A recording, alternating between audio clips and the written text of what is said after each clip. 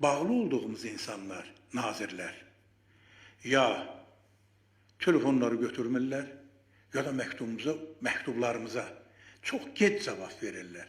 Nəticədə bizim cəmaatla bağlılığımız onların suallarına, problemlərinə diqqətlə yanaşmağımıza mane olur. Xalqın biraz ironik, biraz xalqvari bir məşhur ifadəsi var.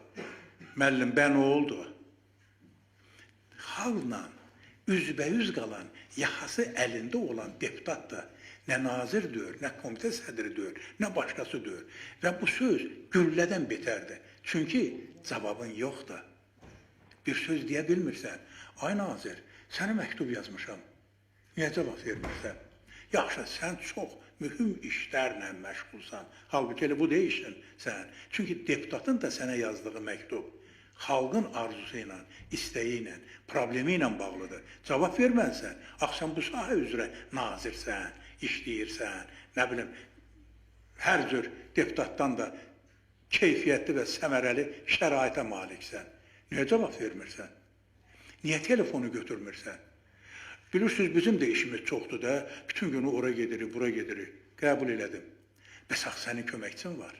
İkinci, ax, sən axşam qayıdıb gələndən sonra 4 nömrədə sənə zəng eləyən adamların, o cümlədən deputatların adını görürsən. Yaxşı, iş vaxtından sonra da düşünərsən ki, deputat yəqin çıxıb gedib. Hara zəng eləyəsən? Köməkçinə denər. Bəs bu köməkçilər nədən ötürüdür? Onlara denən ki, bu deputat və yaxud da ki, bu Qasımov Həsən 6-cı dəfədir mənə zəng eləyir. Zəng olan elə ona gör nə istəyir, nə deyir? Bunu eləyə bilərsən axı. Niyə eləmirsən? Gərginləşdirirsən. İndi mən inşallah Milli Məclisin plenar iclaslarının birində ad vaat deyəcəm hamısının adını. Nə ilə məşğulsuz siz?